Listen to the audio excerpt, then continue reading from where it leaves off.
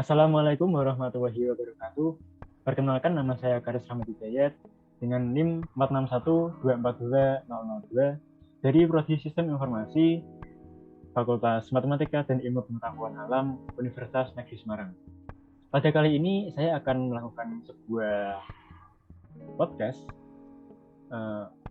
Isi podcast ini nantinya tentang materi yang saya dipelajari pada mata kuliah Literasi Digital dan Kemanusiaan.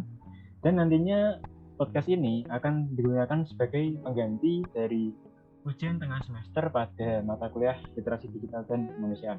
Baik, pada podcast kali ini saya tidak sendirian, namun ditemani oleh salah satu teman saya, yaitu Mas Bahtiar. Halo Mas Bahtiar. Halo. Mungkin bisa perkenalan dulu Mas. Iya Mas. Perkenalkan, nama saya Bahtiar Effendi. Asal saya dari Demak. Saya mahasiswa di Universitas Muria Kudus, mengambil Prodi Sistem Informasi. Ya, jadi Mas Bahtiar ini merupakan sebenarnya itu tetangga saya, dan kebetulan kami berdua itu sama-sama mengambil Prodi Sistem Informasi. Tetapi walaupun Mas Tiar ini sebenarnya untuk tingkat sekolahnya itu lebih tua 1 tahun dari saya, malah untuk di perkuliahan ini saya yang lebih tua 1 tahun daripada Mas Tiar ini. Untuk saat ini saya sedang di semester 3 dan Mas Tiar ini sedang di semester 1. Nah, katanya itu mau bertanya-tanya sedikit lah mengenai mungkin teknis dari Prodi Sistem Informasi atau mata kuliahnya atau apalah mungkin yang kedepannya. Ada yang ingin ditanyakan ya Mas kemarin? Iya Mas, ada. Jadi di Prodi Sistem Informasi ini ada nggak sih mata kuliah yang membahas khusus untuk teknologi? Oh, ada Mas. Jadi di Universitas Negeri Semarang untuk semester 3 ini saya mendapatkan suatu mata kuliah yang tergolong mata kuliah umum, yang nama mata kuliahnya itu Literasi Digital dan Kemanusiaan. Di dalam mata kuliah mayoritasnya itu pembahasannya teknologi semua. Nah, pada minggu-minggu ini yang dibahas itu mengenai konsep dasar IoT atau Internet of Things dan Big Data. Jadi untuk gampangnya, tujuan dari IoT ini memperluas fungsi dari perangkat fisik yang kita punyai, asalkan perangkat itu dapat tersambung dengan wifi yang ada di rumah kita. Jadi untuk perangkat fisik dan smartphone kita itu harus sama-sama terhubung dengan satu sinyal wifi yang sama. Nah, untuk salah satu perangkat IoT yang saya punya saat ini yaitu Hardy Smart Laptop. Lampu ini tuh bisa kita kontrol hanya dengan HP saja, contoh untuk mematikan atau menghidupkan atau untuk mengganti warna. Tetapi smartphone kita dan Hardy ini harus sama-sama tersambung dengan koneksi wifi yang sama. Oh, jadi Hardy itu termasuk IoT ya Mas? Oh iya, termasuk.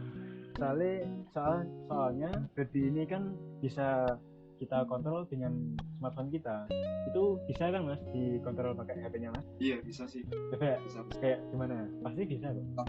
Saya praktekkan ini. Saya coba hidupan pakai HP. Nah, bisa kan? Bisa. Coba dimatikan Mas. Coba saya matikan ya. Iya, coba.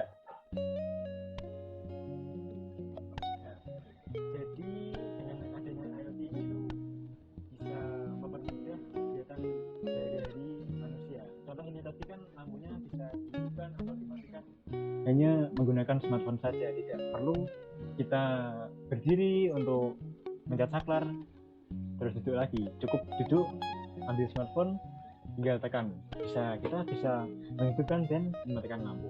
Nah, kalau tujuan IoT kan seperti itu, jadi definisi dari IoT ini seperti apa? Mungkin untuk lebih jelasnya saya beri materi ya Mas. Iya Mas.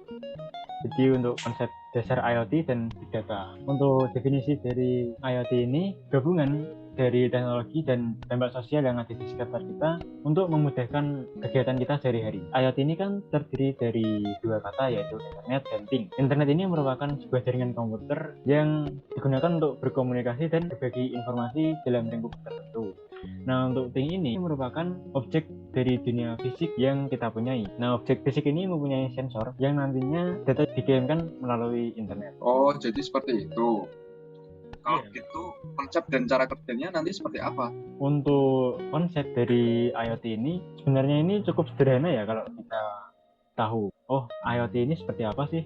Konsepnya sederhananya gimana? Jadi IoT ini mempunyai 3 elemen utama. Yang pertama itu barang fisik yang dilengkapi modul IoT. Yang kedua perangkat koneksi internet seperti Wi-Fi yang tujuannya nanti untuk memberikan smartphone dan perangkat fisik yang kita punyai, kita berikan suatu koneksi yang sama agar dapat saling terhubung. Nah, yang terakhir itu Cloud Data Center ini gunanya untuk memuat data aplikasi dan database yang isinya nanti perintah-perintah menjalankan perangkat fisik yang kita punya ini. Untuk cara kerjanya ini, jadi itu tadi kan smartphone dan perangkat fisik kita sudah kita sambungkan dengan koneksi Wi-Fi yang sama. Jadi ya perintah atau argumen yang kita berikan dari smartphone kita itu dapat kita interaksikan ke sesama alat, yaitu alat di sini itu ya perangkat fisik ini, karena kan sudah terhubung dengan koneksi yang sama. Jadi keduanya itu sudah saling terhubung. Nah, sedangkan manusia atau kita itu sebagai pihak yang mengatur dan mengawasi alat ini saja. Begitu Mas untuk konsep dan cara kerjanya. Menarik juga ya, konsepnya bisa diterapin ke barang fisik kita. Jadi IoT ini bisa digunakan di bidang apa aja sih? Oh iya, karena mungkin konsepnya yang dapat kita gunakan pada berbagai barang asalkan bisa berhubung dengan Wi-Fi yang sama gitu ya Mas. Penggunaan IoT ini untuk di masa sekarang cukup luas karena teknologi kan sudah berkembang dengan cukup pesat ya. Contohnya itu dapat diterapkan di bidang penggunaan perseorangan. Contohnya kita berdua kan juga bisa ini menggunakan perangkat IoT yang kita beli sendiri dari sebuah brand. Nah, yang kedua itu rumah sakit dan selanjutnya perkantoran, pariwisata, konservasi hewan, dan yang bidang terakhir yang menggunakan IoT ini ya bidang pemerintahan Mas. Apa sih kelebihan dari IoT ini Mas? Nah, karena perangkat IoT ini kan sudah diterapin di berbagai bidang ya Mas. Jadi ada sih kelebihan yang dipunyai oleh perangkat IoT sehingga bisa diterapin ke berbagai bidang. Contohnya yang pertama itu data. Karena dengan IoT ini kita terhubung dengan internet, maka semakin banyak juga data atau informasi yang kita miliki sehingga kita dapat menentukan tindakan yang tepat dan akurat. Nah, contohnya itu gimana? Contohnya ya di bidang rumah sakit. Di rumah sakit itu kan ketika ada pasien yang membutuhkan pertolongan, pihak tenaga kesehatan pastinya membutuhkan tindakan yang tepat dan akurat. IoT ini bisa sih Mas untuk membantu tindakan tersebut. Kelebihan yang kedua itu tracking. Nah, ini banyak digunakan di sistem-sistem gudang di pabrik atau industri.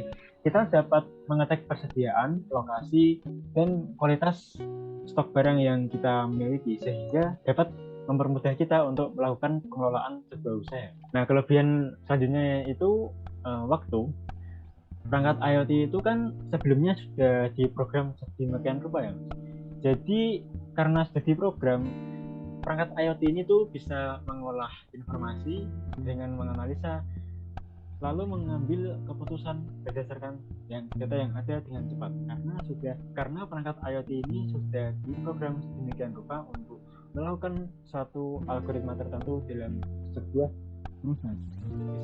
Jadi kegiatan sehari-hari kita itu dapat kita lakukan dengan cepat. Dan terakhir itu biaya.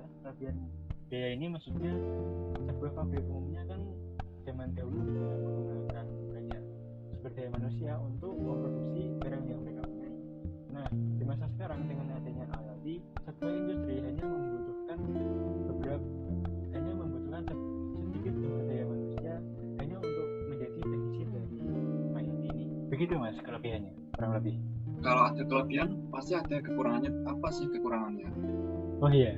Nah sayangnya IoT ini juga masih mempunyai kekurangan ya mas. Meskipun kelebihannya itu sangat berguna bagi kehidupan manusia sehari-hari gitu ya. Contohnya ini kelemahan yang pertama itu kompatibilitas. Apa itu yang dimaksud kompatibilitas di sini? Jadi setiap brand yang mengeluarkan produk IoT itu tiap spare partnya itu tidak sama dengan yang digunakan oleh brand lain. Jadi ketika perangkat IoT kita mempunyai kerusakan, kita harus terpatok untuk membeli spare part yang sama dari brand yang sama. Itu kekurangannya. Nah yang kedua itu kompleksitas. Di dalam perangkat IoT ini kan terdapat suatu modul IoT ya, yang susunannya itu dirangkai secara kompleks untuk menerima dan mengolah informasi. Jadi untuk penggunaan jangka panjang diperlukan suatu teknisi dan tenaga ahli untuk merawat perangkat IoT ini secara berkala agar tetap dapat berjalan dengan baik gitu. Nah, untuk kelemahan yang terakhirnya itu safety atau keamanan. Nah, perangkat IoT ini kan tersambung dengan internet ya mas. Jadi mungkin perangkat-perangkat ini terlalu rawan dengan yang namanya tindakan hacking oleh orang-orang yang kurang bertanggung jawab gitu. Mungkin itu beberapa kelemahannya. Oh iya, selain IoT kan ada big data ya. Itu kayak gimana sih definisinya? Nah, untuk definisi dari big data ini, jadi untuk big data ini merupakan suatu set data atau kumpulan data yang cukup besar dan kompleks. Jadi data ini cukup sulit jika yang memproses adalah manusia. Untuk itu kita membutuhkan suatu alat dan database untuk memproses data-data tersebut. Nah, hasil dari pemrosesan data ini nantinya dapat kita gunakan dalam berbagai hal di kehidupan sehari-hari kita. Contohnya itu yang paling umum itu di sebuah proses bisnis. Itu sih definisi dari big data yang saya ketahui. Biasanya data itu kan mempunyai tipe data ya. Kalau big data ini tipe datanya apa saja? Oh iya. Untuk big data ini mempunyai dua tipe data, yaitu data struktural dan data unstruktural atau data yang tidak terstruktur. Nah, data struktural ini merupakan sejumlah data yang dapat dengan mudah kita kategorikan dan kita analisis. Sedangkan data struktural ini merupakan balikan dari data struktural, di mana data ini bersifat lebih kompleks sehingga tidak mudah untuk memisahkan dan menganalisis ke dalam beberapa kategori di dalam metode analisis yang digunakan secara numerik. Jadi itu sih mas tipe data yang dimiliki oleh big data ini, dan mungkin cukup sekian beberapa materi dasar yang ada di prodi sistem informasi ini untuk kedepannya. Jadi ada mata kuliah yang mayoritas pembahasannya itu pembahasan teknologi. Salah satu bab yang dibahas dalamnya ini tadi, IoT dan Big Data.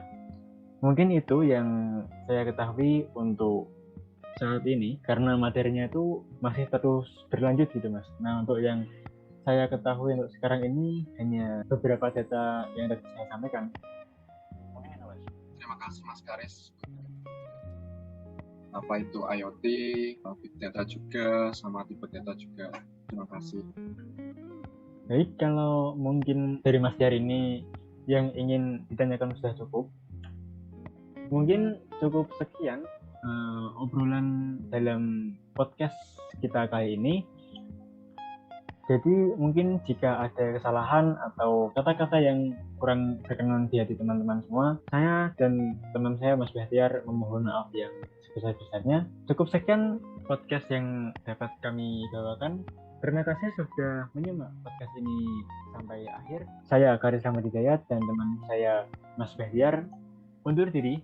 Wassalamualaikum warahmatullahi wabarakatuh.